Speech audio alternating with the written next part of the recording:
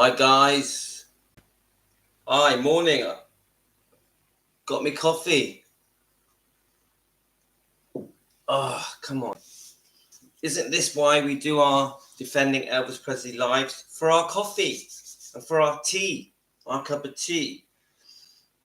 So, hi, I'm not awake yet. I've got Tina in the background. I've been watching different videos, uh, all to do with Elvis's will, Lisa Marie's wishes after she passed away. Quite a serious live stream coming up. I'm not sure how long I'm going to keep going for, because if my wife comes down, I'll have to do a part two. Hi, Jane. Hope you got yourself a coffee. I was just saying, I'm not sure how long we can go on for. My intention is to go through some legal stuff. I was going to use a couple of different YouTube videos, one from Spotlight Spy, and there's another one I'll have a look in a minute, all to do with Elvis's last will and Lisa Marie, what she wanted, where she wanted everything to go after she passed away. So, you know, the trust. So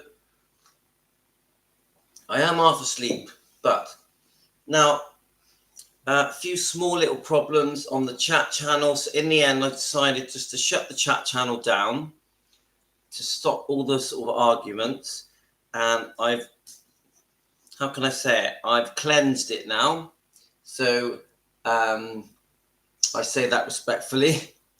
I now have created a new 24-hour chat on Defending Elvis Presley's Facebook page, Defending Elvis Presley Facebook page. So I've closed down the old one, got a new one, and it's all about being friends, being kind to each other, giving each other love, learning about Elvis, doing our research together, posting pictures, videos, documents, and just generally bonding with each other as Team Elvis defenders. As you know, we're here for that purpose. We're here to defend Elvis and his bloodline. And I did it last night when I went to sleep, and I just looked through the conversations you guys were having last night through the night while I was asleep, and it's lovely. You're all getting to know each other and just being really friendly. It's a completely different conversation than what was happening before. I actually do think that certain people were sort of being unfairly targeted. So I just wanted to, you know, I'm all about the love. Yeah, I really liked Mindy Miller when I watched the video that she did with Shauna. It's all about coming from a good place, not taking sides, just being kind and loving and sharing love. And this is what the 24-hour chat has to be based on, that. So I've called the chat, obviously, Defending Elvis Presley fans want the truth, but it is all about, we must be kind to each other, you know, and we're not all trying to force our views. I also, if I feel that people are being singled out and picked on, it's not going to happen on my chat. I just automatically delete anything where I think people are ganging up. So, bit of a serious beginning to our live stream, but it's all from love, guys. It's all from love, and it's all about defending Elvis Presley and Lisa Marie and Benjamin and Riley and the twins and Vernon and Gladys, and of course Elvis. Yeah, so that's why we're here. That's it. No other agenda, no taking sides. Anyway, so I had a few things coming through the night. I had a message from Chrissa talking about Elvis's will and testament, his last will. He said some interesting information, which I'm going to read to you. But I had Mindy Miller send me a lovely message last night, a really kind message. I have all day for Mindy Miller. She is so lovely.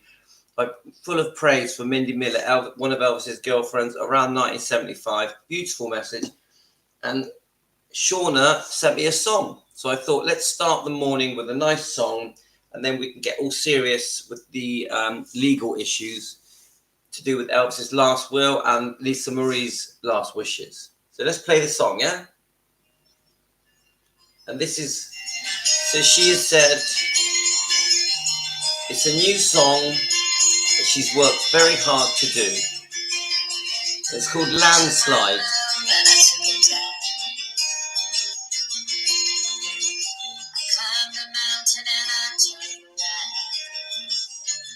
And I saw my reflection in snow-covered hill till the landslide brought me down. Oh, mirror in the sky, what is that? Can a child within my heart rise above? Can I sail through the changing ocean tides? Can I handle the seasons of my life?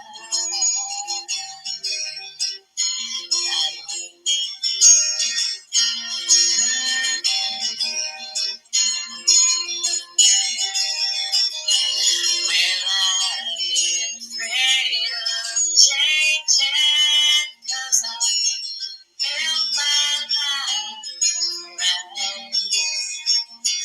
Now time makes you older, even children get older. I'm getting older too.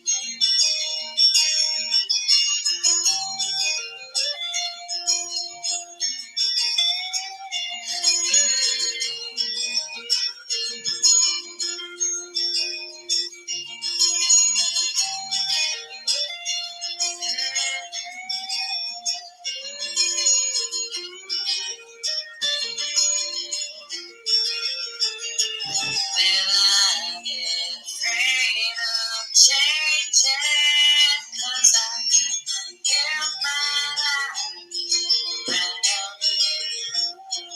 Now time makes you older, even children get older. I'm getting older too.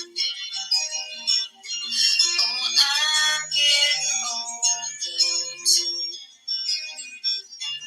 Oh, take my love and you take it. Oh, if you climb a mountain and you turn around, and if you see my reflection in snow-covered hills, when the landslide brought me down, and if you see my reflection in the snow-covered hills, where the landslide will bring me down. Oh, the landslide will bring me down. Well done, Shauna. See, that was sent to me last night from Shauna. I just thought a very sort of beautiful, touching song. If you listen to the lyrics, you can feel that Shauna's had a tough time. Yeah, and I really think, when times are tough, you look to people to be there for you, to be kind to you, and no matter what the circumstances are, this isn't about me taking sides. It's nothing to do with that. This is just, come on, let's give some kindness. Yeah, kindness. That's all it is about. Let's just be kind to each other. And I can sense in Shauna's voice that was a very emotional song to sing for her. And she says on it, she worked hard on it. So come on, yeah, let's show some kindness. We don't have to all agree with each other. We can have, even if we fall out, guys, let's then make up and forgive, yeah? Let's not hold grudges, yeah? Let's come from a place of love. So if you watch Shauna's, I think, lovely video that she did with Mindy Miller, and I've said it again and again, Mindy Miller is so wise and has such a kind heart and comes from a beautiful place and just wanted to help Shauna, and Mindy in her message to me, she says, she basically says, thank you for my nice words. Yeah. She also says she doesn't want to take sides. She just wants to come from a place of love, because she can see that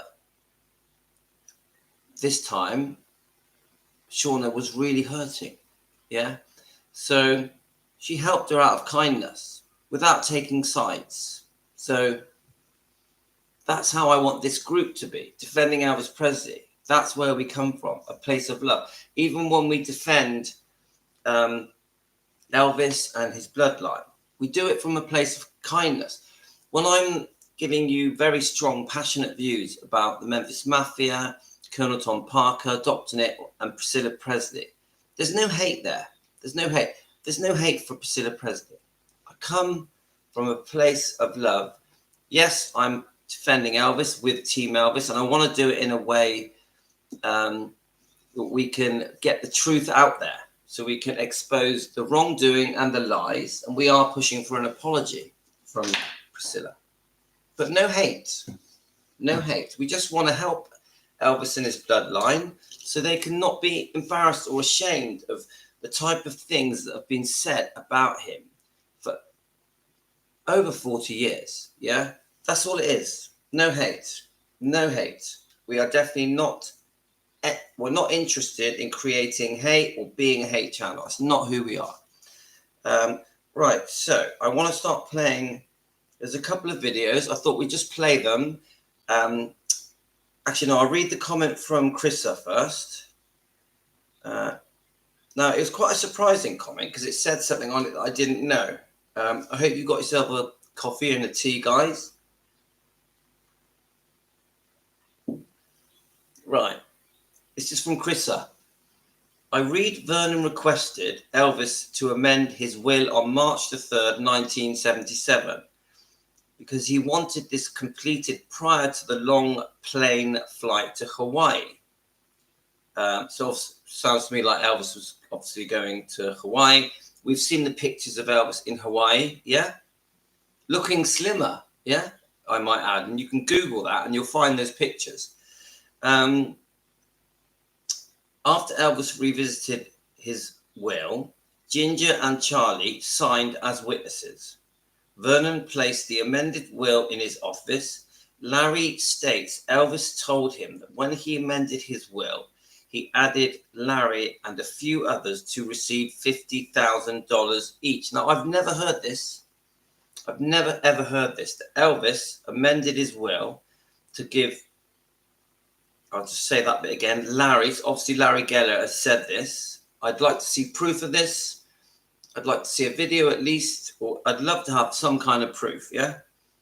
Larry states that Elvis told him that when he amended his will, he added Larry and a few others. Now, I'd like to know who the few others were, yeah? Are we talking the Memphis Mafia? To receive $50,000 each. Now, that does sound like Elvis to me. He was so kind, generous. I can completely imagine Elvis doing his will. Vernon Presley is pressurizing him to sign the will. I think Vernon was quite worried in that last year about Elvis's health, even though he tried to play it down.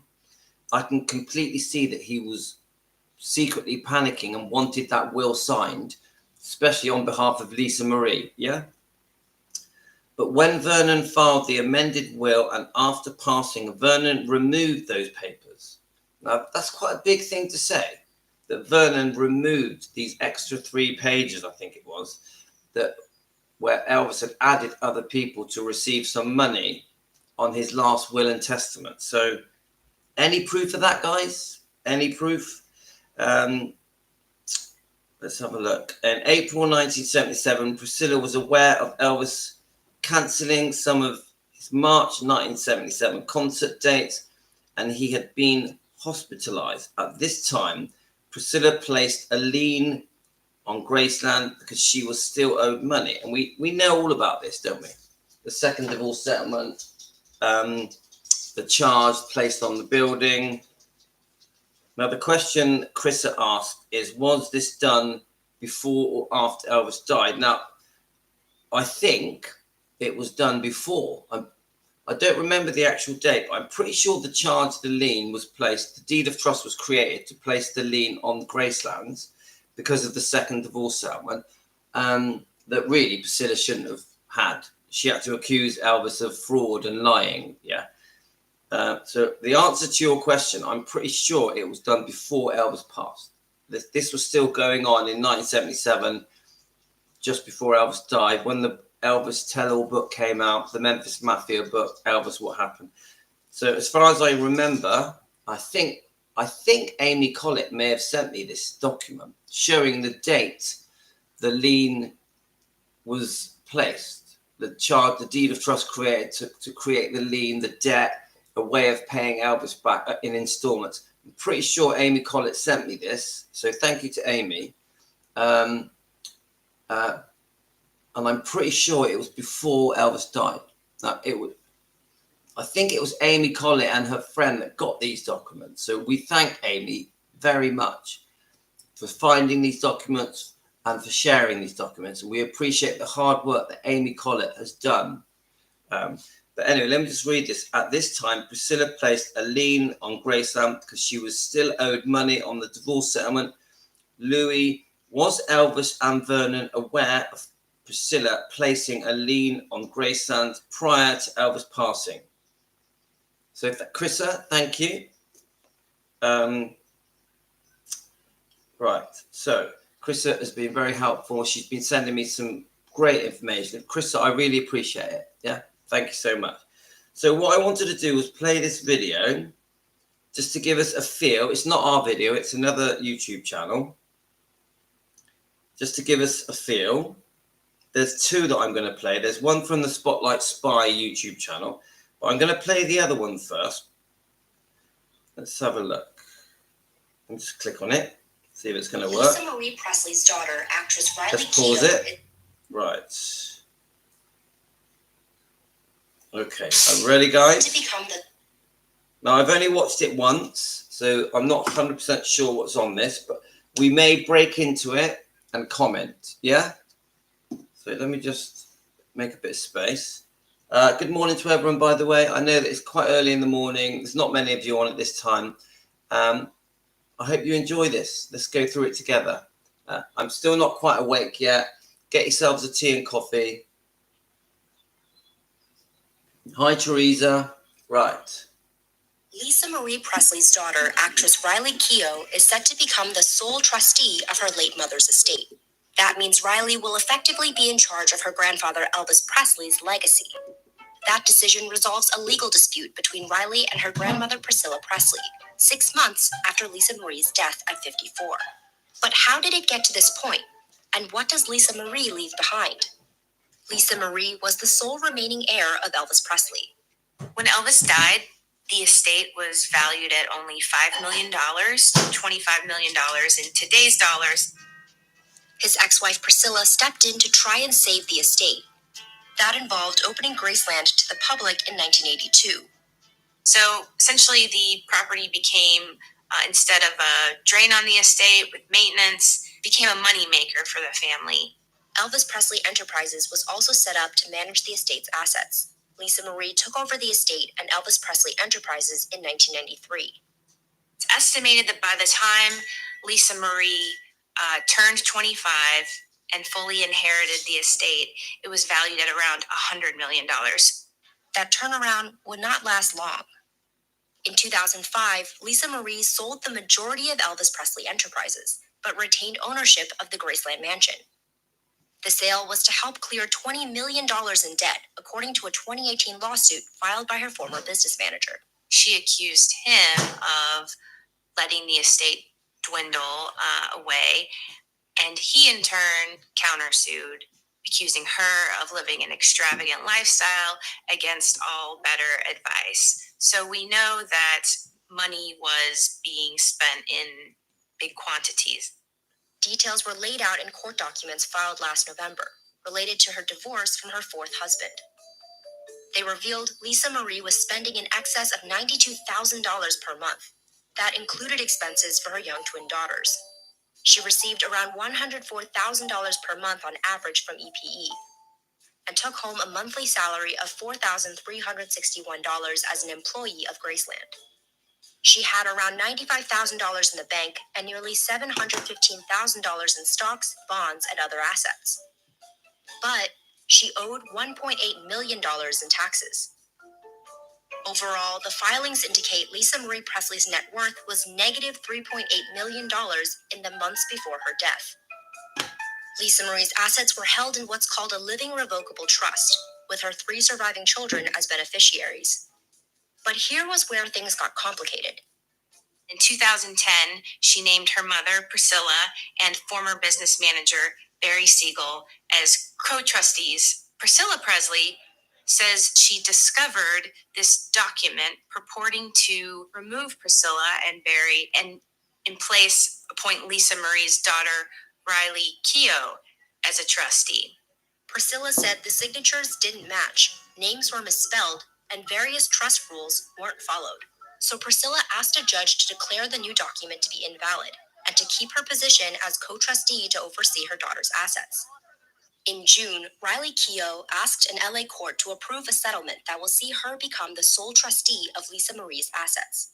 Those include the Graceland mansion and the proceeds from a life insurance policy. The settlement also included an undisclosed one-off payment to Priscilla, who will also be paid a monthly fee as a special advisor to the trust. A spokesperson for Priscilla didn't respond to a request for comment. Immediately after the settlement was reached in May, Priscilla said she was pleased to resolve the situation. Riley's lawyer didn't respond to multiple requests for comment. The legal dispute played out as the Elvis brand expands to new audiences and revenue streams. The King of Rock and Roll's legacy will endure under a unified front, for now. Okay, guys. Well, I thought that was excellent. I know we've been through it all before, guys. We all know all the different details. I'm just trying to refresh us to get us back up to speed. Please comment away if there's anything in that stands out to you. I'm now gonna play Spotlight Spies video. Now, Spotlight Spies, brilliant channel. I highly recommend you subscribe to it. For some reason, she stopped making videos, but highly recommended. And Chrissa even mentioned Spotlight Spy to me, so thank you, Chrissa. So let's go to it.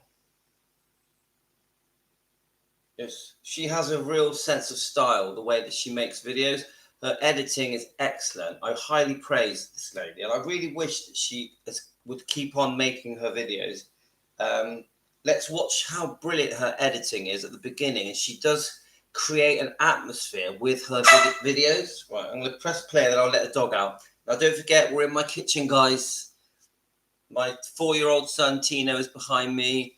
It's very early in the morning in the UK, near Bristol. And you're going to get noises. My wife's going to walk in. The kids are going to walk in. The dog's going to keep barking. But I welcome you into my kitchen here in England. All right, let's play it.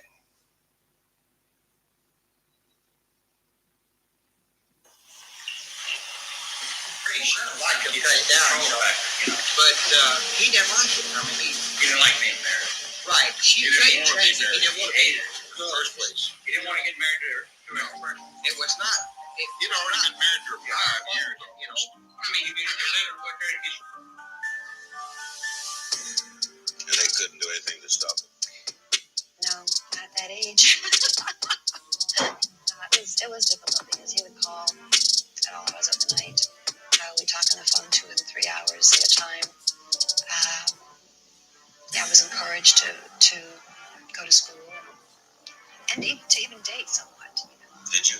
I did a little, yeah, I did. In a 1985 interview with Barbara Walters, Priscilla explains that her relationship with Elvis was more of a father-daughter companionship. She took karate lessons from stuntman and martial arts expert Mike Stone, and eventually had an affair with him. Ultimately, Priscilla's lack of intimate life with Elvis. Brilliant editing. I love it. Married because he shouldn't have been married. He didn't want. No, I know. Yeah, that's the key. You know, he didn't. Because I do feel like he would be there. He would protect me. Yeah, I feel like that's a protection that I haven't ever had since I was 9. And so I think, especially recently, I think that he would absolutely protect me.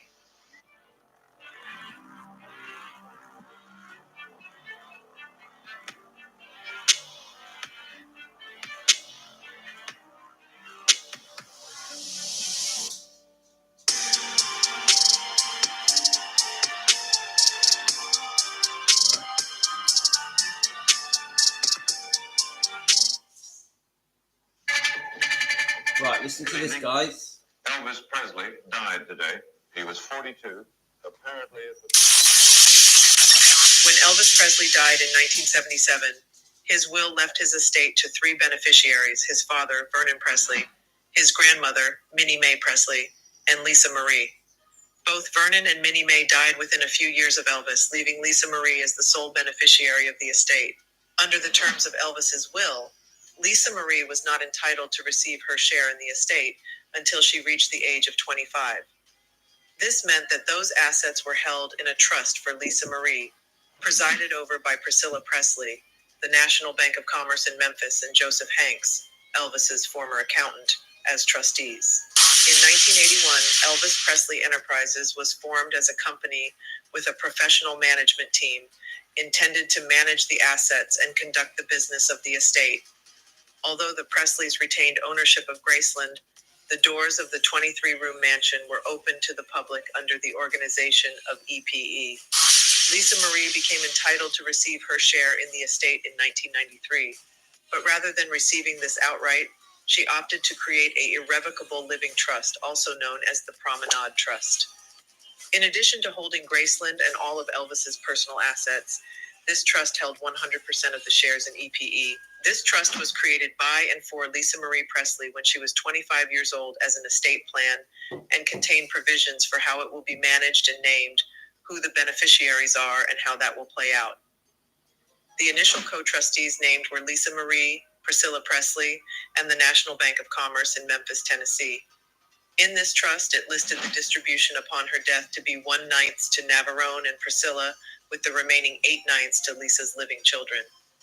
It also noted her preference in education for the children as the Church of Scientology.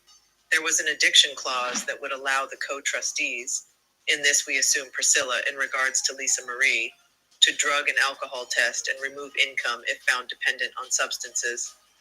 Also, it states that once all living descendants are no longer available to inherit distributions from the estate, that the estate would be dissolved and split 50-50 between the Church of Scientology and a homeless charitable organization. I found it interesting, and items to note were also that Marco Garibaldi, Navarone's father, was listed as Priscilla's spouse in the trust document, and that a majority vote rules for all items within the trust, and you will shortly see, as hands continue to change, Priscilla most likely aligned herself with an additional trustee in order to outvote Lisa Marie as necessary and probably customarily. I'm a very direct woman. If I do not get that We love approval, Joan Collins. and please understand that I have controlling interest, I shall fire You you all remember on this, the spot guys? and replace you with a board that will. When Lisa Marie launched her music career in 2003, she was introduced to Barry Siegel through Marco Garibaldi. Barry had been Marco's own personal manager. Barry became Lisa's business manager and a co-trustee with Priscilla. In 2004, Big mistake. less Big than mistake. 2 years into his role, Barry Siegel was sold dodgy. 85% of the trust's interests in EPE, which was still worth around $100 million. Should never have happened. This business decision would later become a source of contention and legal battles between Lisa Marie, Barry Siegel, and her mother. On July 30th, 2007, Priscilla Presley removed National Bank of Commerce as co-trustee and appointed City National Bank as co-trustee. In October of 2014, Tony Ortega, one of the foremost reporters on the Scientology beat, working to expose them, reports that Lisa Marie has left Scientology for good and was fighting a war with the organization behind the scenes, helping stories come to light that exposed, according to him, the most despicable practices of her former faith. Lisa Marie couldn't believe it and left. And at that point, she told the people she was with, "That's it, I'm no longer Morning, Jane. Scientologist." So October 2014, she's out, really upset about what had happened. Now, Lisa Marie removed Priscilla and Barry Siegel as both current and successor co-trustees and appointed herself as current trustee and named Riley and Benjamin as successor trustees. Lisa Marie filed for divorce with Michael Lockwood in June 2016, ending their 10-year marriage. In 2018, Lisa Marie filed a $100 million lawsuit against Barry Siegel when she realized her trust had been squandered. In her lawsuit, Marco Garibaldi stated he was in the room in 2004 when Priscilla and Barry plotted together to sell off 85% of Elvis Presley Enterprises in order to take it away from Lisa Marie so that she couldn't spend all the money. In doing so, they both were placed in the new company and both drew a salary. Barry's yearly salary was $500,000 a year and Priscilla's $1 million a year. In addition to her yearly salary, Garibaldi said Priscilla personally made $13 million from the sale. When the deal was done, Lisa Marie was only left with around $40 million after taxes, plus $25 million worth of stock in the future holding company of American Idol, which eventually went bankrupt. And that was far from the only piece of misfortune. And for this, she lost all rights to her father's name, image, merchandising, and royalties from recorded songs. I do feel like, he would be there. He would protect me. Yeah. I feel like that's a protection that I haven't ever had since I was 9. In 2019, Priscilla sold one of her homes. The headlines read she was forced to sell the home in order to bail out Lisa Marie from her financial woes.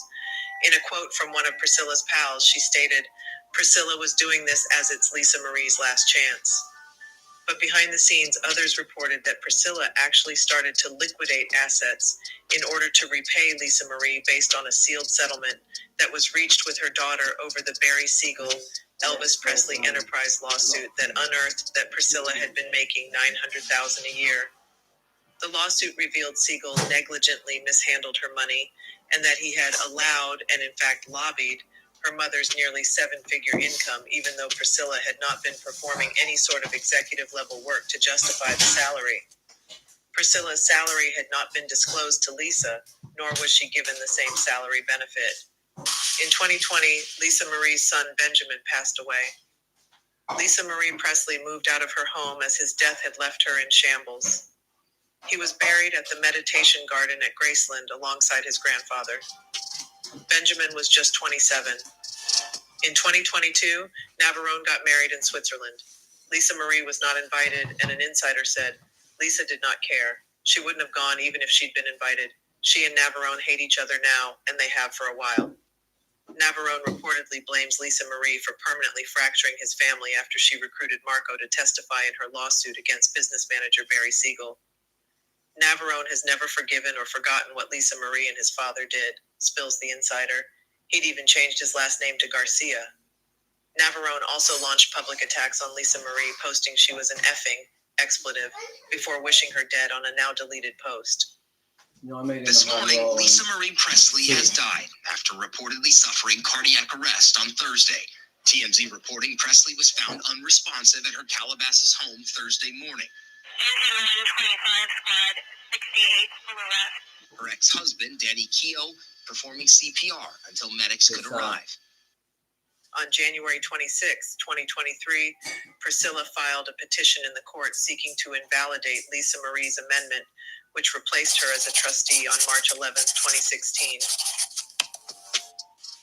On January 26, 2023, Barry Siegel tendered his resignation as co-trustee of the trust. Despite Priscilla contesting the 2016 amendment, pursuant to Article 12 of the trust, Riley had automatically become a co-trustee upon the death of her mother on January 12, 2023. Michael Lockwood is the father of Harper and Finley, and he was appointed their guardian ad litem. The trust owned a life insurance policy at the time of Lisa's death. The trust is now entitled to the proceeds of the life insurance policy. The beneficiaries of the trust are as follows: Lisa's half-brother, Navarone Garibaldi, 1/9 of the trust, and subject to a separate subtrust, and Riley, Harper, and Finley equally split the remaining 8/9 of the trust.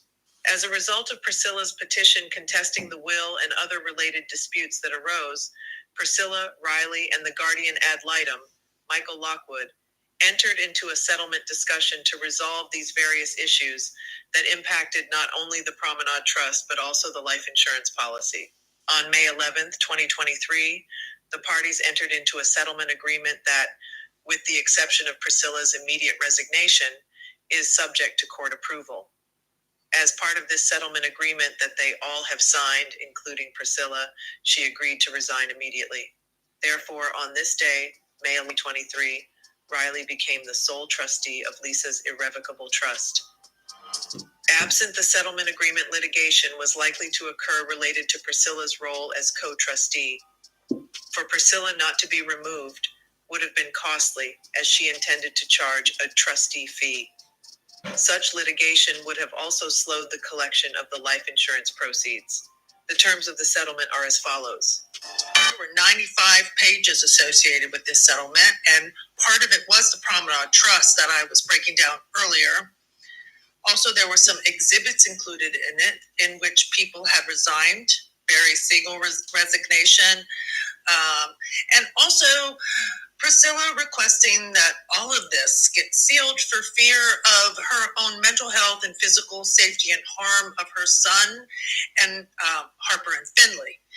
So she is for fear of her two minor grandchildren. She did state that specifically. So I think that she's trying to manipulate the judge to feel a little bit sorry and worried and concerned for the minor grandchildren and how the public may react to the intricacies of this settlement.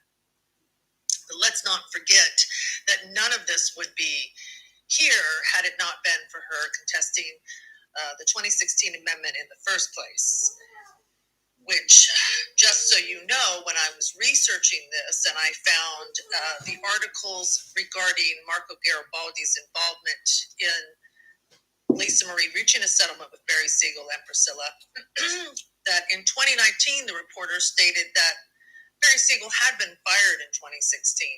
So that amendment had existed in order to fire Barry Siegel. A reporter knew about it. We know the full truth. Riley and Priscilla have come to an agreement along with Lockwood, who represents the twins. And they have filed this with the court for the court to approve. And as soon as they do so, Priscilla is going to relinquish control and turn it over to Riley. And Riley will then be able to file and collect the life insurance policy. And then in doing so, she will be paying off Priscilla off the top, an undisclosed amount. Here, take your money and go and leave us all alone. To avoid all the fees that would have happened with litigation. And then also she is going to pay her off to the top, the 1/9 portion of Navarone. And now we know that does come from the Promenade Trust. So this came from Lisa Marie way back in the day. So she never took it out. And, I just say, it is what it is. It's all going to the Scientologists anyways in the end. A lot of really cool people are Scientologists. So 1/9 will go to Navarone off the top. And the other undisclosed, $1 million will go to Priscilla. And then Riley is also going to be reimbursing her for the legal fees that she has expended in order to contest the will, the 2016 amendment. And then also she has agreed to bury her at Graceland as close to Elvis as she can possibly get her. And she is allowing Priscilla to name who she wants at her memorial service and who will be a part of her burial.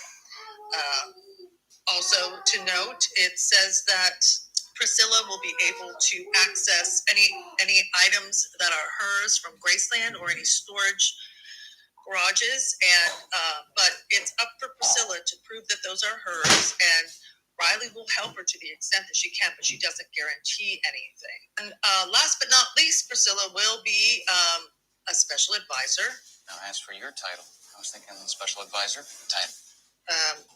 To the trust. As for the shareholder interest in Elvis Presley Enterprise, I'm trying to determine where the special advisor role comes from, aside from the fact that, yes, that's a way of getting paid. So she'll be paid an undisclosed amount that we don't know for the next 10 years. Whether or not Riley fires her or terminates her, also Riley can Riley is responsible for telling her what her duties are in regards to that role. My question is that is she the special advisor because she still owns her own and separate interest in the Elvis Presley Enterprises that is not a part of the trust, and it is part of what she and Barry Siegel broke off with back in the day. And so then she might be the bridge between the two, as she's possibly, had her feet in both buckets this whole time, and now she's separating from the two. So anyhow, that's what we've got for the latest, guys. I'll be back for more. Brilliant. Like, comment, and subscribe. Let me know what you think about all of this. Brilliant. So guys, I highly recommend that you go over to Spotlight Spy and subscribe to that channel. I'm going to play another one from her, but we've just played 2 brilliant videos, 2 excellent videos. I'm going to play some more. Not quite yet. Let me just. So, seriously, anything that you needed to learn about all the goings on with Lisa Marie, that I didn't need to butt in and comment because it just says everything. There's so much information in there. If you've missed the beginning, if you've missed the first half an hour of our morning live stream, Sunday morning in the UK, go back to the beginning. Shauna sent me a beautiful song, which I played this morning for you guys. We know that Shauna's been going through it. This song, I think she even wrote the song. It's obvious that she sang it from the heart. Quite an emotional song, quite a tearful song, I would say. So we're showing Shauna some support as defending Elvis Presley.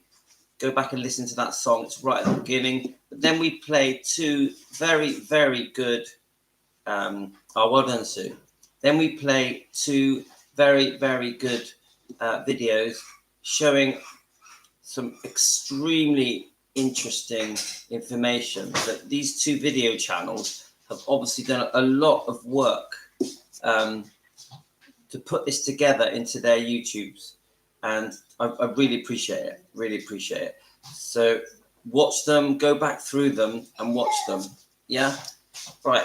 I'm going to go back to Spotlight Spy eventually, but I wanted to go through some of your comments. So you guys have been sending me some great stuff. There was one very long comment, but I thought I'm going to read it. Now, it might be off topic. This is from Donna Salvador.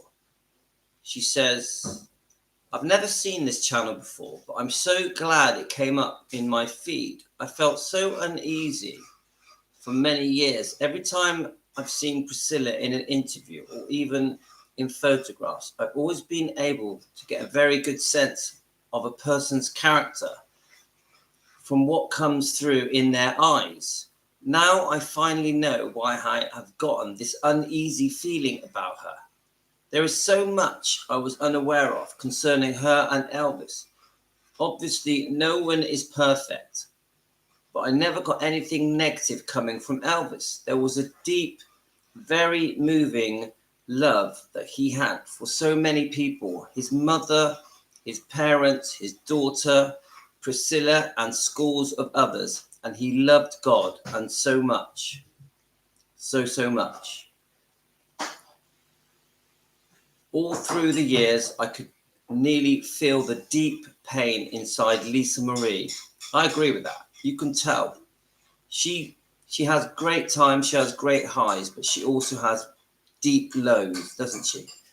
And then for her to lose her son, even now I get tears in my eyes just thinking about how much pain that she experienced with that. And we can all relate to that, can't we, guys? It is your worst nightmare.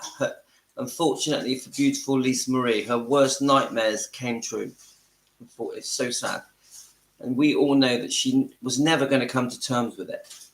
Anyway, I wondered if she died from a broken heart. Her mother seemed to treat her horribly throughout her life. many of us feel that way, don't we? Definitely in the later years. I would say, well, even the earlier years, when she's put into Scientology at such a young age, and we feel as defenders that the reason Priscilla put Lisa Marie into Scientology, remember, Elvis would not have wanted it. No way would Elvis have wanted Lisa Marie put into Scientology, especially at age 11. Remember, she was 9 when Elvis passed, and they were very, very close. Elvis would have screamed from the rooftops if Priscilla had said to him, "Oh, I'm thinking of putting Lisa Marie into Scientology," which is basically a cult. Yeah. So to me, a very horrific thing to do to Lisa. So that's age 11. Yeah. So they obviously didn't get on and off, all the way through the decades. Now, I think there was an adjustment period when she first went into Scientology, and she did, and some of us call it brainwashing, she did grow to love Scientology for a period. Yeah. But I think as she got older, she wised up and realized they're a bunch of fruitcakes. Yeah. And got herself out of there. Yeah. So 100% we know as Team Elvis, she should never have gone into Scientology. Should never have happened. That was one of Priscilla's biggest mistakes that she ever made, was forcing her daughter into this cult, Scientology. So I don't think the fans can ever forgive her for that either. I think it's such a serious thing, because the knock-on effect, the ripple effect of Lisa Marie at age 11 being forced into Scientology, I think had a very damaging effect on her whole life and her children. Yeah, even Benjamin. So it's just very upsetting, isn't it? Yeah, this is why the fans are outraged. So let's keep going. I have 3 sons, and one is also named Benjamin. I wonder, her mother seemed to treat her horribly throughout her life. Yeah, on and off. They had good times, but overall there was many feuds, even feuding when she died because she was demanding that the film Priscilla not be made. Sofia Coppola's film Priscilla. Lisa Marie did not want it made. I feel that behind the scenes they were feuding. Even there was a possibility, in my opinion, for entertainment purposes, of a lawsuit. So how does just one woman wreak such havoc on the one that she should have loved? I mean, that's strong words, isn't it, guys? What are your opinions on that? How does just one woman wreak such havoc on the one that she should have loved? And come on, what many of us here are parents, grandparents, even great-grandparents. And you don't, do you? You always send love to your kids. Yeah, you go through your ups and downs, but ultimately you always send love. You never take money out of their pocket. Now remember, this agreement that was made by Riley Keough with Priscilla, there was an absolute fortune given to Priscilla, and that money was her grandchildren's money. It is her grandchildren's money. Priscilla is literally taking money out of her grandchildren's pocket. It's disgusting, isn't it, guys? It's disgusting. Yeah. I don't want to push it, guys, but how do you sleep at night when you're taking money out of your own grandchildren's pocket and your daughter has died and your daughter's wishes was to hand everything to the grandkids? Yeah. And Priscilla was there demanding $1 million, 400,000 legal fees, a salary, and demanding to be buried next to Elvis. It's beyond me. How can a woman expect to be buried next to her ex-husband that she divorced, was unfaithful to, robbed him of his money, in my opinion, and then demand to be buried next to him? It doesn't make any sense. She wasn't even a Presley, was she? 50 years not together, and she's demanding to be buried next to him, even though she's had so many different lovers and boyfriends, one of them for over 20 years, Michael Edwards for 7 years, but she demands to be buried next to him. It just doesn't add up. It doesn't make sense. Even on behalf of her beautiful daughter, Lisa Marie Presley, who we all adore, yeah, she must be turning in her grave, knowing that her mother, after she died, was demanding a massive amount of money. Money came first. This is the disconnect that we have towards Priscilla that doesn't make sense. And I'm not trying to cause hate here. I'm not trying to create hate. I'm trying to say why. What went so wrong? Where does this come from? This greed for money, for wealth, even after her daughter has died. Doesn't add up, guys. Even the way that Priscilla is conducting herself now financially, with the personal appearances, the autographs for cash, and still ongoing lawsuits. Obviously, we know the Bridget Cruz one, and the circumstances are worrying about items of Elvis Presley being auctioned off. Even that, there's many questions to ask of even that. And then we have this counter sue with elder abuse. It's just a mess. It is just a mess. And it's so wrong on so many levels. And I always keep saying to Priscilla, what are you doing? What is happening? You're nearly, someone tell me her birthday, guys. Isn't she about to turn 80? It just doesn't add up. It does not add up. Any normal family where you have grandparents, the parents, the grandkids, this kind of stuff doesn't happen. You don't have the grandparent money grabbing the grandkids' money. Never. It's unheard of. Even this thing where she wants to get buried next to Elvis, which we know was refused, but she still got permission to be buried in the meditation garden. It's just crazy. Who the hell gets buried next to their ex-husband who they were unfaithful to, and such a cruel divorce settlement after having loads of different lovers, and then keep saying that they're the love, he's the love of my life, he's the love of my life. Even me, say if I divorced me, let's say Louis, and I divorced my wife that I was unfaithful to in 1972, yeah, and then I go on and live my life. 50 years later, yeah, am I going to demand to be buried next to my ex-wife that I was unfaithful to? Doesn't add up. It doesn't, even though they had a child together, that was 50 years ago. It does not add up. It makes no sense. I will never understand it. I will never get my head round a woman wanting to be buried next to her husband that she had a very cruel, very bitter, very nasty divorce with. Just, it's beyond me, guys. Beyond me. I know I'm repeating myself, but I'll drink my coffee and just try and understand it. Anyway, let's keep going with this comment. I'll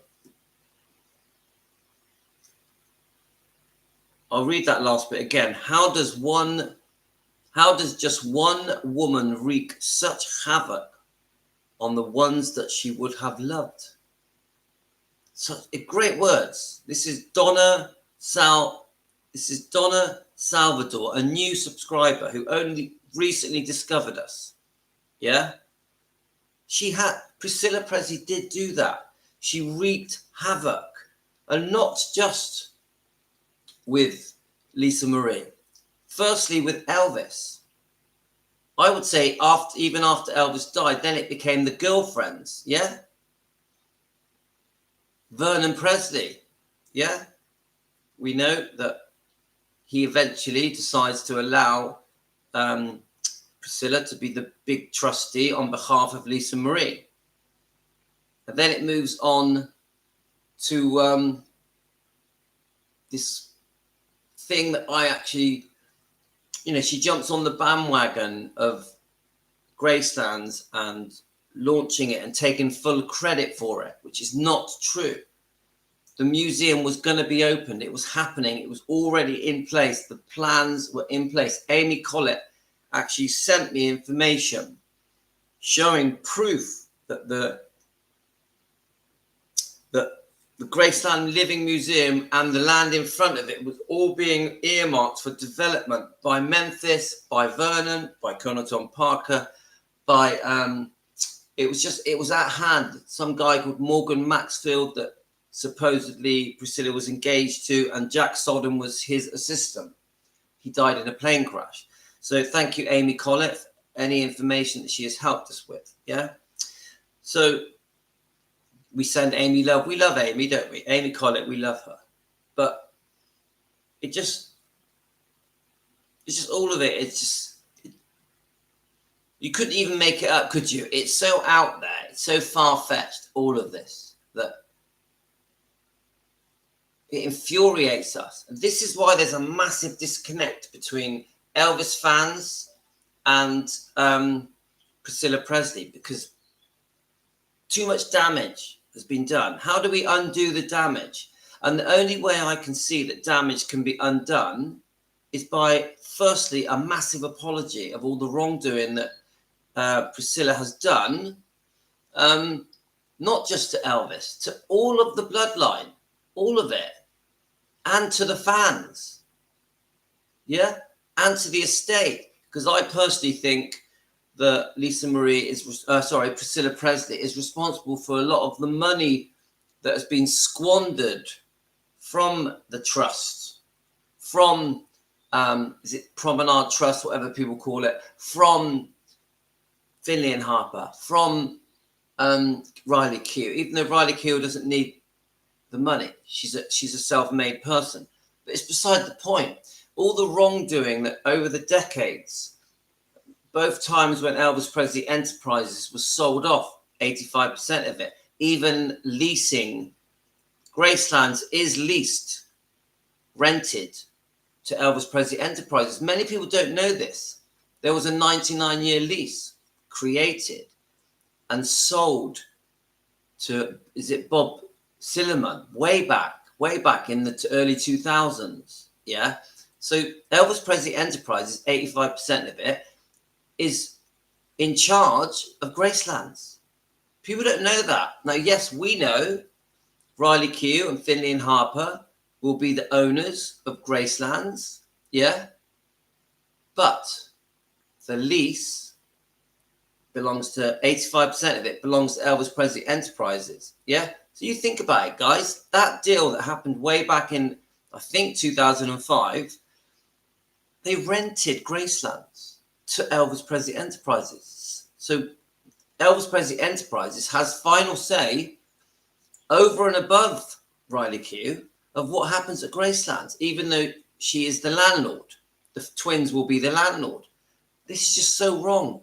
And at the time, from what I know, Priscilla was given, I think, $6 million, which was a fortune back then, when this deal happened, so that they could use the name Presley. She sold the name Presley. Now, of course, this is entertainment purposes only. It's opinions for entertainment purposes only. I have to say that.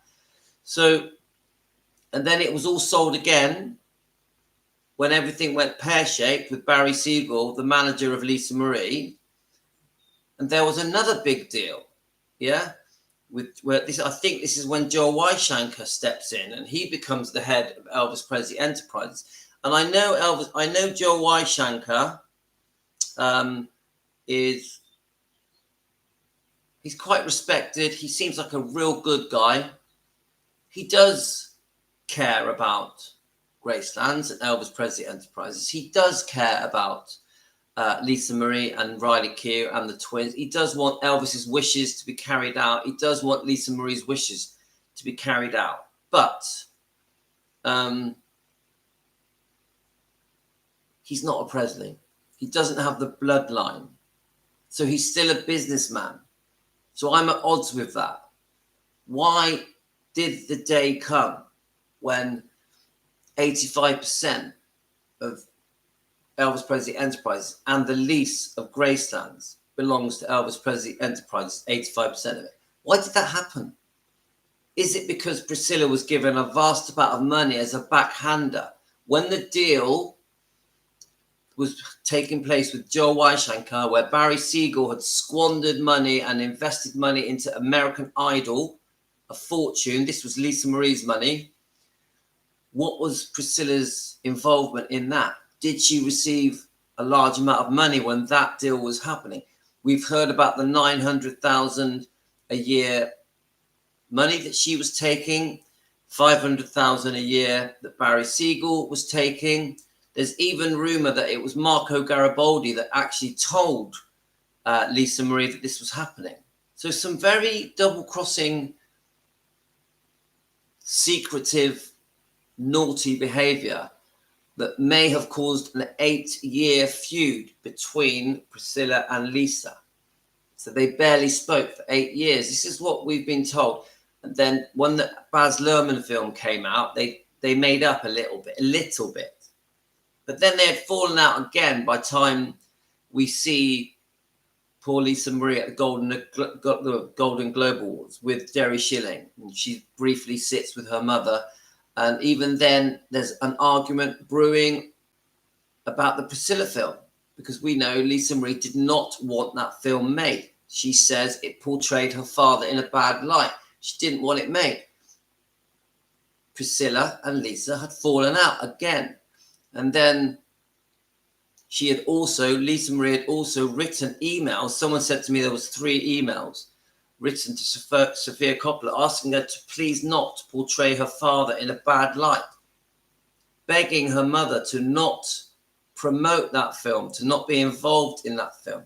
I have heard through comments and through things I've been reading that Priscilla actually even invested money into that film. Someone said, and I'd need proof of this, that Priscilla lost $20 million on the Priscilla film. Is this true? Is this true? We don't know. So, right, we've still got a little bit more to go. I just want to warm up my tea and coffee. So you get where I'm going, guys. Right, so we'll warm up this. Okay, right, it's still quite early in the morning here, guys. I'm going to warm up my tea as well. We've still got a little way to go.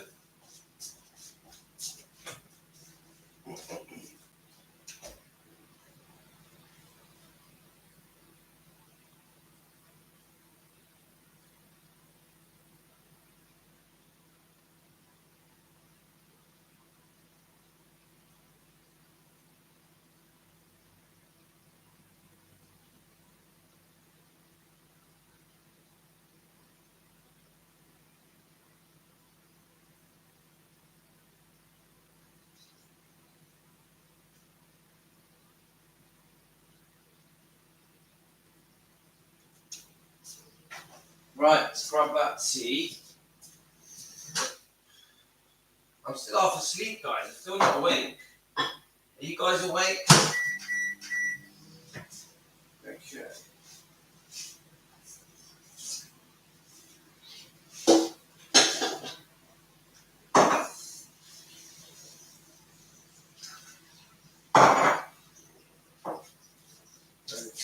Okay. Put a bit of this in there just to make it a bit nicer. So welcome to my kitchen in the southwest UK.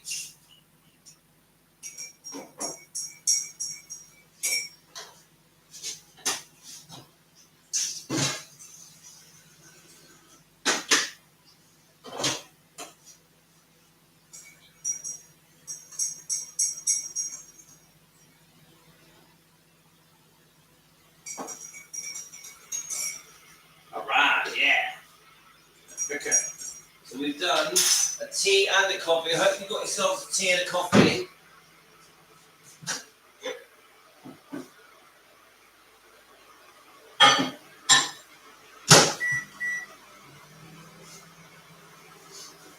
Okay.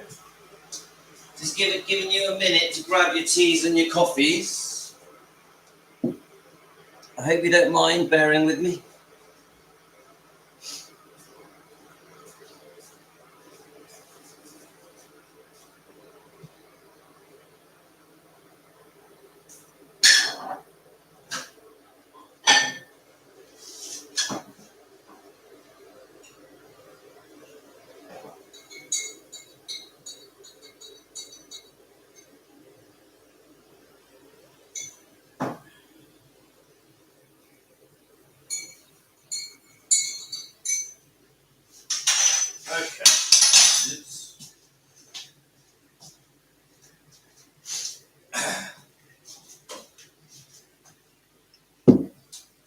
How are we? So, I know for many of you, let's just move this over a bit.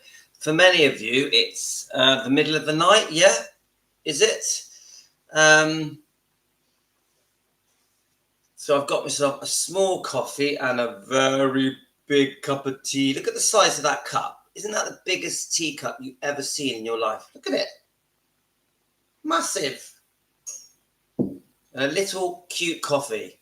I this morning I've treated myself. I've put a bit of honey in there. So there's 22 of you watching. So a lot of you, some of you are in the UK. So we've got an okay time, which is 9:44 a.m. Some of you in America, so it's the middle of the night. I'm guessing in America it's like 5 in the morning. What time is it in America, guys? And then we've got Canada, we've got Australia. I'm actually not sure. What time is it in Australia? Let's have a look. Any of you on from Australia?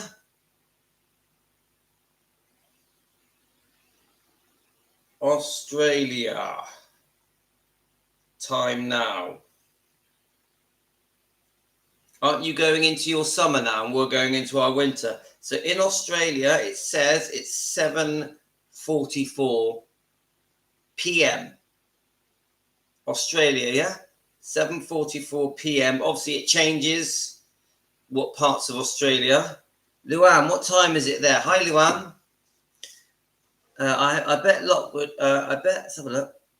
Luan, I bet Michael Lockwood had a good look around in the Graysons before the divorce. Lisa Marie's money, and frauds too are very concerning. Yes. Luan, what time is it where you are? So, Jean, it's 3:45 a.m. Thank you for being awake at this time to do this live stream, guys. I'm starting to wake up a bit now. And I got me Elvis stuff in the background. Should we just move the camera a bit? There we are. I always have Elvis on in the background. That's the Lisa Marie aeroplane, isn't it? That's the whole live stream in itself, isn't it? So I'm just quickly checking. Yes, we are all over the world in my kitchen. And one of you commented, I think it was Philomena. Actually, should we tell Philomena we're live? Philomena, Philomena, are you on? Let's tell Philomena. Let's have a look. I know I was reading, you guys, we've started a new chat on the 24/7 Facebook, Defending Elvis Presley, the Facebook page. And I was reading your chat last night when I woke up in the middle of the night. I couldn't sleep. And it was Philomena was chatting. Philomena, are you there? Let's have a look. So it's 7:46. Very warm weather in Australia. 7:46 p.m. Yes, p.m. So let's get Philomena on. Right, here we are. Now, Philomena, I'll tell her we're live, was talking about her budgie collection. She's got 67 budgies and she breeds them. So Philomena, when you watch this later, I used to have 2 budgies. I had a blue one and a green one. And they were called Fifi and Joey. Fifi and Joey. And as a child, my childhood was waking up to the budgies chirping. And then what I used to do, Philomena, is we'd let them go in the lounge and they would fly around. Now, I only grew up in a very small room. The main room I grew up in, you'll laugh at this, very, very poor upbringing, guys. So when I was 6, 7, 8, I grew up in one room about quarter the size of this. This is a big room, quarter the size of this room. And in that room was a cooker, the bath, the sofa, the utility room, and the dining room, all in this one room. Yeah. So we lived in this very small room. Obviously I'm a twin. I had 2 sisters. And whilst we were watching TV, sat on the sofa, we'd be facing people having a bath. very, very poor, very humble upbringing I had. And our garden was a small piece of roof. We would go out through a small door onto a very dangerous roof, and that was our garden. And the house leaked, the windows leaked, there was no heating.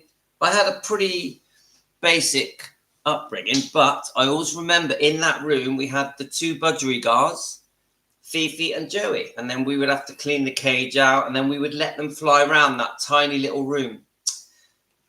Yeah, crazy, isn't it? Oh, Colin, do you know what? It's okay that we had a humble upbringing, because I think, because I also have very good memories. I've got some bad memories, but I also have very good memories of my childhood. I loved my memories of watching Elvis movies, listening to Elvis, being with my brothers and sisters. And when my dad was in a good mood, he could be amazing. When he was in a bad mood, he was very scary. Yeah. But I loved Christmas, even though we only used to get one present. Christmas Day, we would only get one present, quite a small present. Yeah. I actually used to cry on Christmas Day because all my friends would get 6, 7, 8 presents each. I would get one. Poor me, poor Louis. But it did teach me to appreciate everything. So I really appreciate, as I went through my life with my twin brother and started to, get a car and a home and possessions. I appreciate everything. I really appreciate everything. I appreciate every day. I appreciate everything that I've got. I feel very lucky. Obviously, hard work has paid off for me and my twin brother. But I did have, some of my best memories, guys, are from just being sat with my brothers and sisters watching Elvis on TV. Honestly, some of my best memories. So just a sort of interesting story about how I grew up. So hi, Linda. My point is, humble beginning teaches you how to work and what you want in life. Colleen, I agree with that. And it did do that for me. It did. And even when me and my twin brother decided we wanted to go into business, we were only about 19. It was because we had nothing. And when you've got nothing, you may as well be ambitious and try to grow. Yeah, you may as well stick your neck out, take a chance, because you've got nothing to lose. And I quite enjoyed having no money. I quite enjoyed struggling to get on in life. I look back on it with fondness. Yeah, sometimes having money for me and my brother, having money and some success in business caused problems. We lost a lot of friends. So it's not always straightforward when you have success, So anyway, let's read the second part of this comment. I think Elvis always missed his humble upbringing. I know he struggled. I know that Vernon and Gladys really struggled. We know about Vernon going to prison.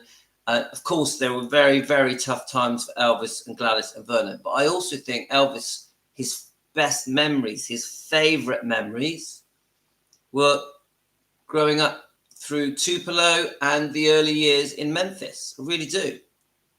I think Elvis was a very happy teenager.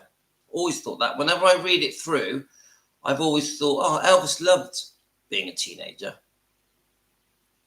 You got Sam Bell talks about him, doesn't he? Sam Bell, look that up on YouTube. Right, let's read the second part of this comment.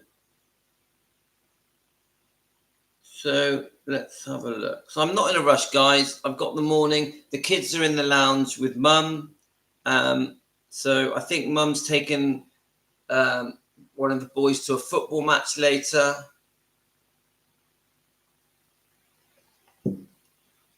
I had a daddy called Bobby. Right, let's have a look. I had a budgie called Bobby. Right, okay.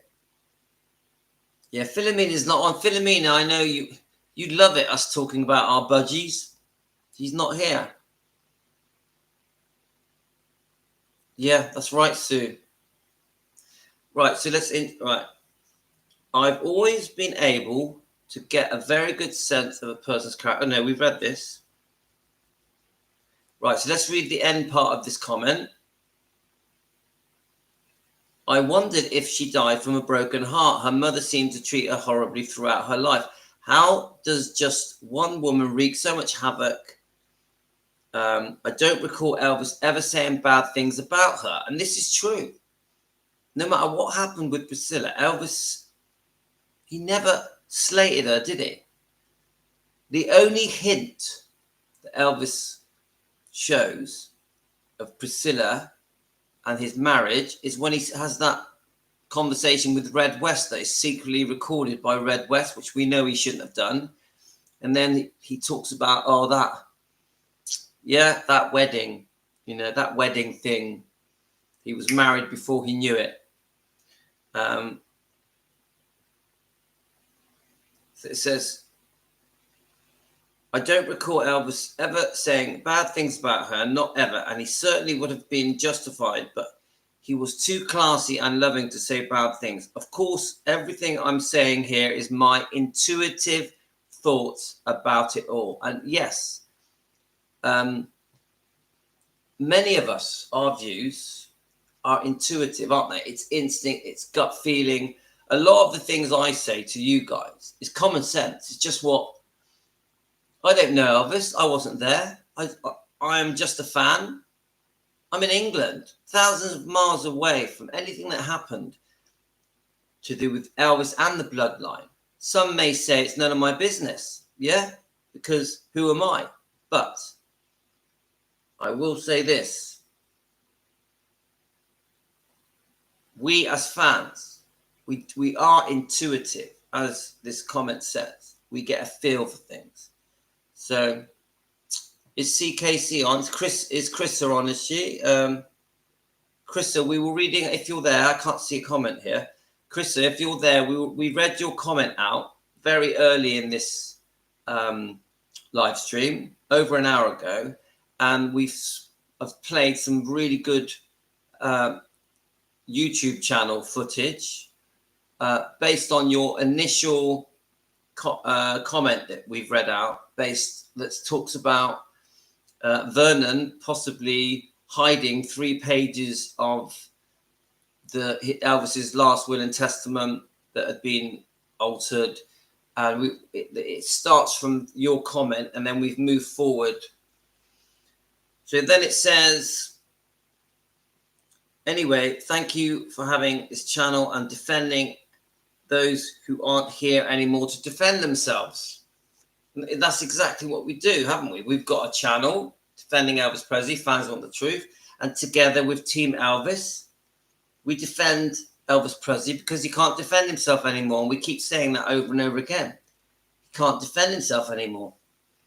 So that's that.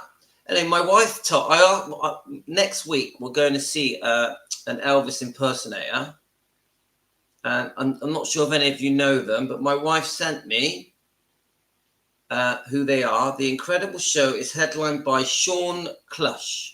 Sean Clush. So I think I might play a little clip of him. Do any of you know him? Sean Clush. And the other one, it says, after winning BBC One's The World's Greatest Elvis, hosted by Vernon Kay back in 2007, seen by 6 million viewers, the following year, Sean went on to win the first ever Ultimate Elvis Tribute Artist contest held Elvis Presley Enterprises in Memphis, Tennessee. So we're going to see him, but there's also another one. Playing the role of hip-swiveling 50s Elvis is the UK's very own Ben Thompson. Ben Thompson, crowned the Ultimate Elvis Tribute Artist in 2018. His exciting and energetic performances have continuously lit up audiences around the globe, earning him a reputation as one of the very best Elvis tribute artists. And then lastly, this is the show we're seeing, yeah? Lastly, and new for 2024, the producers are delighted to introduce the 2014 Ultimate Tribute Artist champion, Jay Dupuis, performing the leather-clad 68 comeback special, a seasoned performer from legends in concert. Jay's polished, charismatic performances have led him to be regarded as one of the most foremost tribute artists. Okay, we're going to play these, yeah? So let me just listen to you guys. So Sean Clush is my favorite. Gio, we're going to play him. Went to see Ben in Portsmouth. That's Debbie Boylan. We're going to find that on YouTube. Debbie, are you new to the channel? Welcome to Defending Elvis Presley. You're very welcome here. If you're new, you're very welcome. If you're not new, I'm sorry, I've forgotten. Right, so Louis, his performance, he's funny and humble, and speaking his voice is very much like Elvis. Right, let's do Sean Clush first, yeah? I want to pick it's a morning, so I want to pick quite a nice, sort of calm song. Sean, it'll probably get copyrighted, but it doesn't matter. We'll just do it anyway. Let's see what songs come up. Right, Always on My Mind. Yeah, I want to make sure it shows him. Let's have a look. Oh, I recognize him. Yeah, I've seen him. Didn't he? Isn't he one of the people on the, when you go to Gracelands, isn't he one of the people that meet and greets people? I'm sure I've seen that.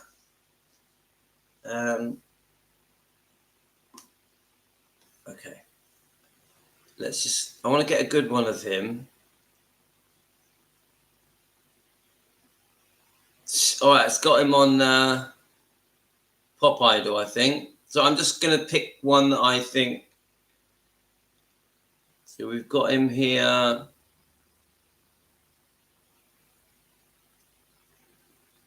Let's have a look. Yeah, I think we're going to play the Always on My Mind one. This says it was a year ago.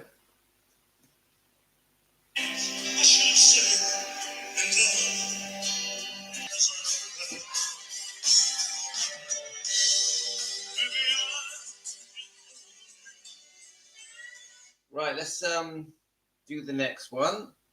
Let me just get his name. It was Ben. Let's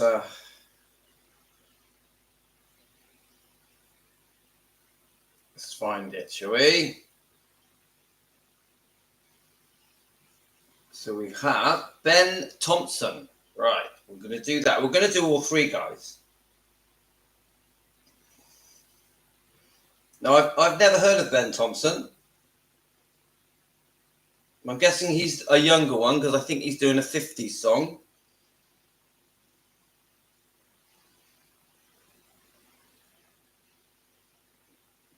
Let's have a go. Here we go.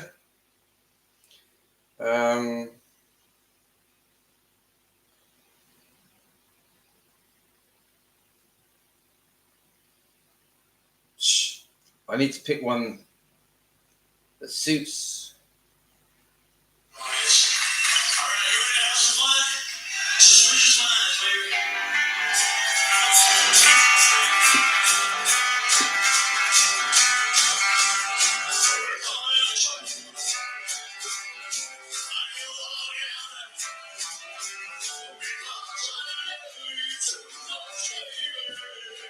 All right, okay, Jay.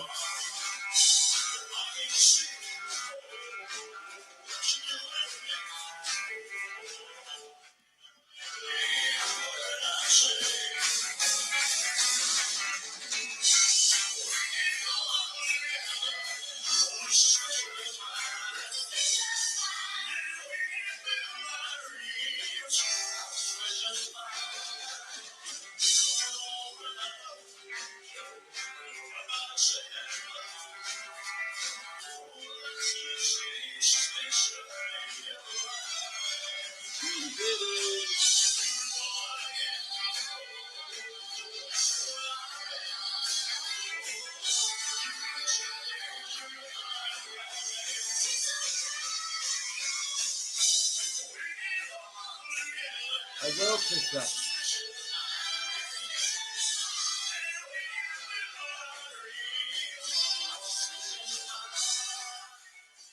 So let's and then we'll see who the other one is. So I think we're going next Saturday in a week. Yeah. So and the last one is Jay Dupuis. Jay Dupuis. Let's look him up, shall we? YouTube are going to copyright all this anyway, so they'll probably make me delete it. But it doesn't matter because why not? A bit of music on Sunday morning, yeah?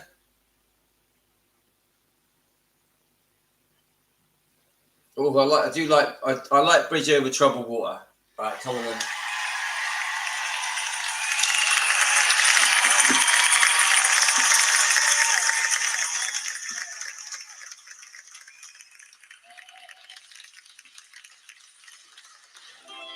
Oh, I do love this song, guys. I was watching a rehearsal of this with Elvis last night. Oh, beautiful. Love it.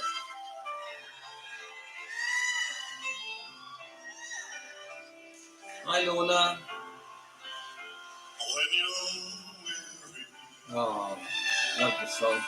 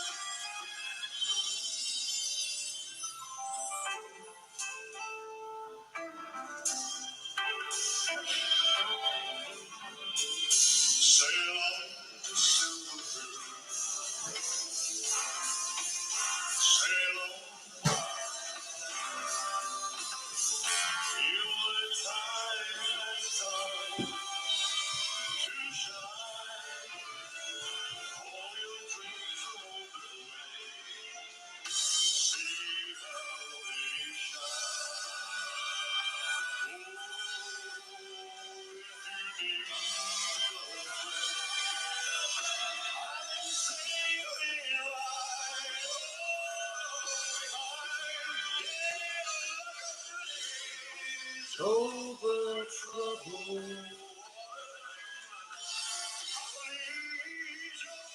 Love it.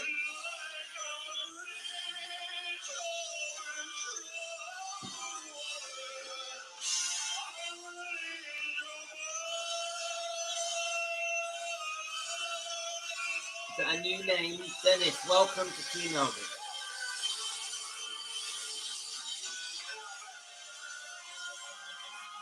Woo!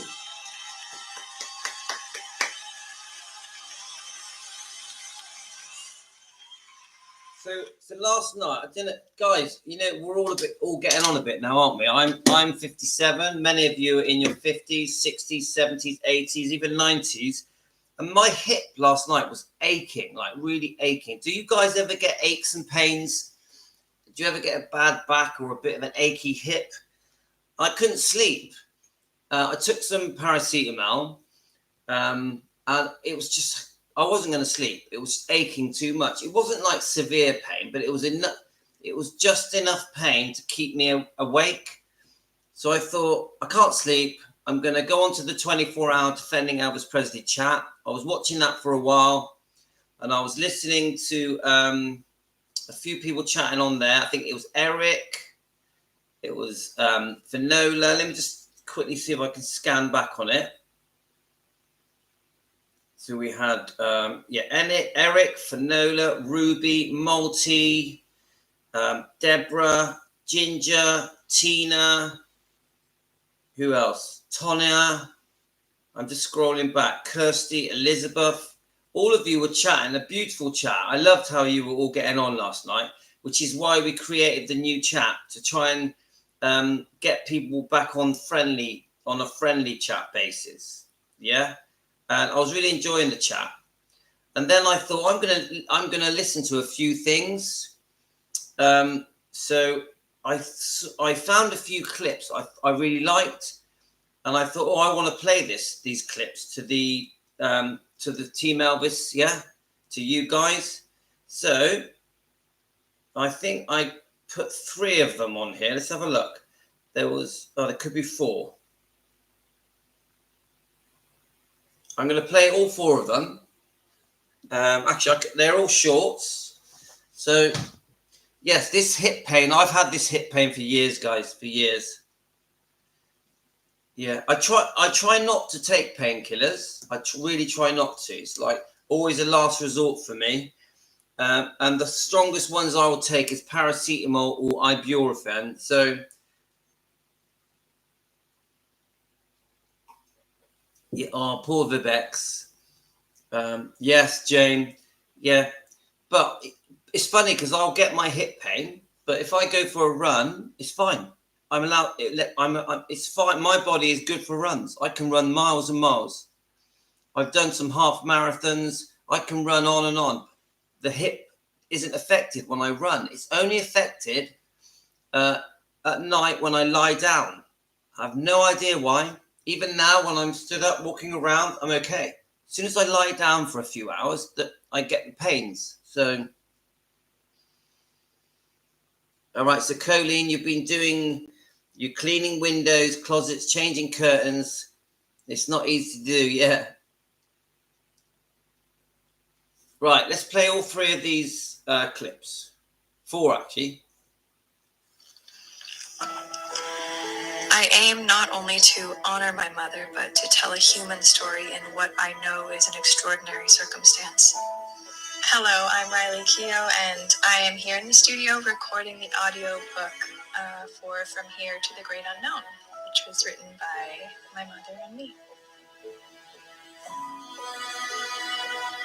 I hope that in telling her story, my mother will resolve into a 3-dimensional character, into the woman we knew and loved so dearly. I am aware that the recordings my mother left are a gift. So often all that's left of a loved one is a saved and resaved voicemail, a short video on a phone, some favorite photos.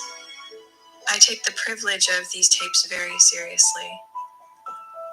I wanted this book to be as intimate as all those hours I spent listening to her talk, like the nights she'd spend in bed with us listening to coyotes howl. I want this book to make clear the beauty bin that was my mother. Wow, that is brilliant. And Carl Slingo, who I think is EP Fan Archive, made that short. So thank you, Carl Slingo, EP Fan Archive. Beautiful, beautiful. And first time I've properly watched that. And I'm glad we watched that together. So it tells me that she's definitely, Riley Keough is definitely doing an audio book using her own voice, which we do like that, don't we, guys? Elvis's granddaughter, Lisa Marie's daughter, doing an audio book using her voice. Very special, very special. And everything she mentioned there was beautiful. So right, let's see what this is. I found 3 things. I'm not sure if this is the same one. We'll play this. It's from Elvis Matters. I think that's a YouTube channel, Elvis Matters. It could be Instagram. Let's just play it and see what we think.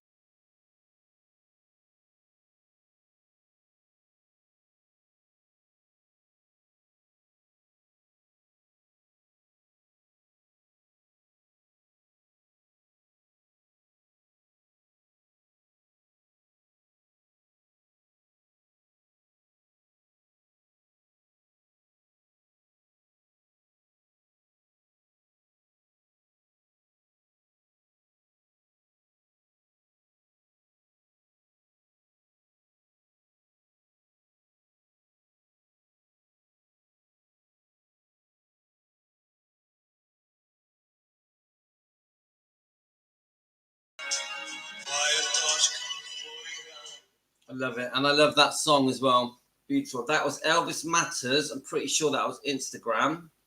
These are the things I was watching last night when I was in pain. Like, oh, get me a walking stick. Right, next one. This is TikTok. And it's by EP Forever. No, EP for Everyone UK. EP for Everyone UK on TikTok.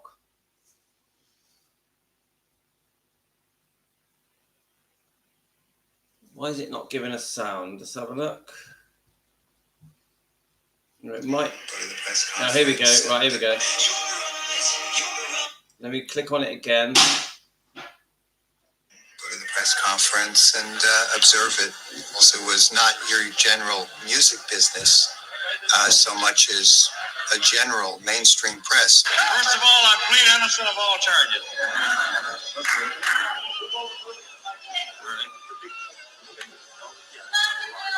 Thank you, dear. Love you too. Thank you.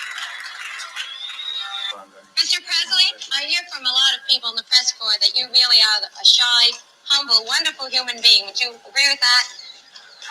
Oh, I don't know what makes them think that. This gold belt. So this is showing the room that Elvis did that interview in, which I thought was very interesting. I think the room hasn't changed. It's still the same. You see where Elvis is seated. A very famous interview where he shows his belt.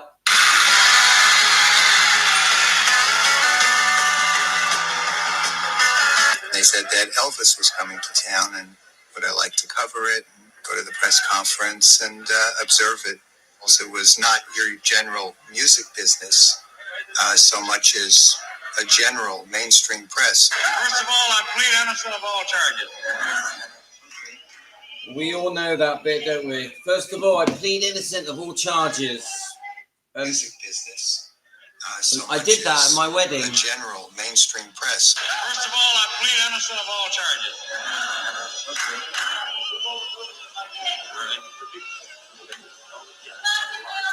Thank you, dear. Love you too. Thank you. Mr. Presley, I hear from a lot of people in the press corps that you really are a shy, humble, wonderful human being. Would you agree with that? Oh, I don't know what makes them think that. This gold belt. Love it. And then it just shows the pictures of that same room. Great little clip. All these little clips that you come across. I think that's the last one I did. These are what I watched. Oh, there's one more that was very short. Well, thank you for coming. There's really nowhere else we'd rather be once again than with you on a special day like this. Well, thank you for coming. There's really nowhere else we'd rather be once again than with you on a special day like this. Beautiful. Well, thank you for coming. Here we go. When I said I needed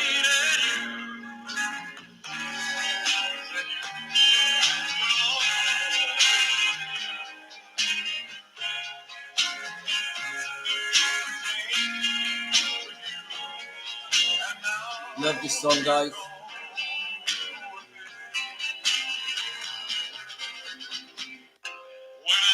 Love it. It's just amazing, these little clips. Just wow. Here we go. We've all heard this one. Are we ready? My little daughter goes around and says, "Hey Elvis, what you gonna do?" I swear to God, 6 years old. "Hey Elvis." I said, "Honey, I'm your daddy. Don't call me." "Okay, Elvis." My little daughter goes around and says, "Hey Elvis, what you gonna do?" I swear to God, 6 years old. "Hey Elvis." I said, "Honey, I'm your daddy. Don't call me." "Okay, Elvis." My little daughter says. I love it. Thank you, Colleen. So get a wet hand towel, warm it in a microwave, and wrap it around with another towel and put it where it hurts, and it does help. And you can keep warming it up as you need it. So, or a water bottle, yeah.